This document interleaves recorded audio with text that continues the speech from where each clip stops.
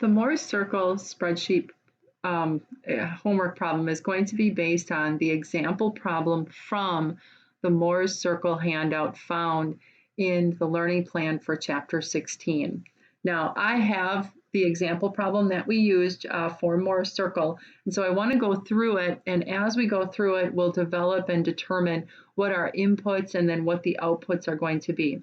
So Moore's Circle is going to be the procedure that we use to determine what the maximum torsional shear stress and the maximum normal stress is when we have a combined loading that involves an axial force causing an axial stress and a torque causing a torsional shear stress. So in this case, we have a 2.5-inch diameter solid shaft that is subjected to an axial tensile force of 20,000 pounds and a torque of 10,000 pounds, as we see here. And so our inputs are going to be those three items that we see above. We're going to have the 2.5 diameter. We're going to have the tensile force, which is P, 20,000. Just writing those down on the side. And then we also have a torque equal to 10,000 pound-inches. So these three items are going to be my inputs at the top of my spreadsheet. Okay? Now using those, I am then going to have to calculate the individual torsional shear stress and the individual normal stress as if they were acting alone. So the two equations here are familiar to us. For torsional shear stress, it's the torque times the distance to the outermost material from the center or the center of rotation, which is C. And then the axial stress is going to be our P over A. So we're given the torque here for the torsional shear stress. The C value is going to be the distance from the centroid to the outermost material. So that's going to be the radius of the 2.5-inch diameter, so 1.25 inches. And then our J is our polar moment of inertia, which we do need to calculate for this solid shaft. So we can calculate that, we can see that down below here by the equation that we see here. J is equal to pi times c to the fourth divided by 32. Now we've done this before on our spreadsheets, our earlier spreadsheets, but it's probably worth taking a minute here to just make sure we know how to input that value into the spreadsheet on a one-line application. So J, I'll go over here. Just going to kind of move this a little bit and I'll zoom in. So J, this is going to be an output. J is going to be equal to, so this is going to be what I actually put into the cell. So I'm going to start with the equal sign. Now I know that this equation is pi d to the fourth divided by 32. So I'm going to start with 3.1415 for pi. And I'm going to say times d to the fourth power. So that's going to be that upward like caret shift 6. Okay. And then we're going to put parentheses around that whole top line. And we're going to divide by 32. That is going to be what I put into my J line for the actual equation. Another variable that I need to calculate is going to be my area. So my area for a solid shaft, I know area to be equal to pi r squared. So I'm going to start off with 3.1415 for pi times, now I'm given the diameter in this problem. So I'm going to take that diameter d, okay, divide by 2, and I'm going to square that value. And then that will be my entry. So pi times the radius squared.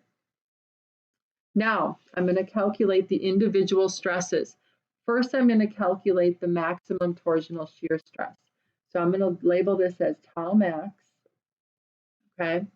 going to be equal to, or actually they call it tau xy. It's not the max really yet because it's going to be combined with the axial or the normal stress. So here's my equal sign, and I'm going to have the torque times the C divided by the J. So my torque is actually given to me. So T, that's going to be a cell from the input, times my C value, which is going to be D divided by 2, which is that radius to the outermost material. And then I'm going to take that top line, because that's the P times C, and I'm going to divide that by J, which was the line right above that we just did. So that's going to be a cell entry as well. The next one I'm going to do is going to be the axial stress based on just the 20,000 pounds. So axial stress is going to be P divided by the area. So I've got my P up here, P divided by the area above. It's really easy. Oopsie. P divided by A. So P from the inputs and my A from the first output that I had here. Now I'm going to do the combined effects of the two stresses. So I'm going to find the equation. Actually, I'm going to review here. So those are the individuals. Then, if you recall, when you did your Mohr circle assignment, you generated Mohr circle using the process that we have here. So we started off by first our origin. We plotted the points here based on the axial and the torsional shear stress. We created the circle, and then we measured what the maximum axial stress would be along that x-axis, and then the maximum torsional shear stress along the y-axis. Now, we can calculate these values, and that's what we're going to do through our spreadsheet. So the equations to calculate the torsional shear stress max are as follows. It's going to be line CE, we look here, line CE, which is the hypotenuse of a right triangle as we see it here. So we're going to use the axial stress divided by 2, we're going to square that amount, plus the torsional shear stress, and this needs to be squared. It's missing on that top portion here, squared. And then we're going to take the square root of everything underneath that radical.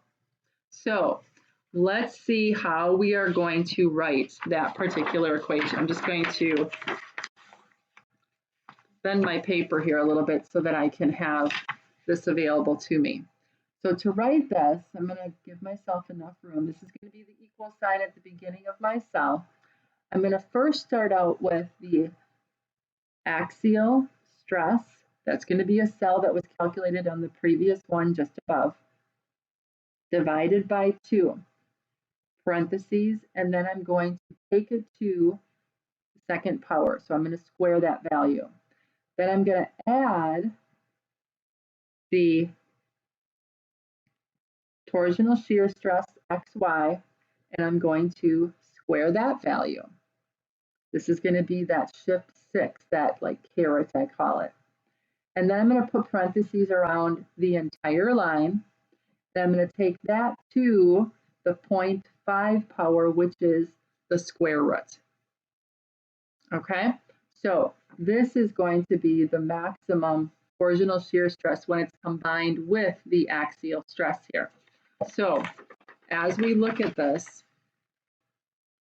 this is going to be a cell from right above here, and this is going to be a cell from 2 lines above.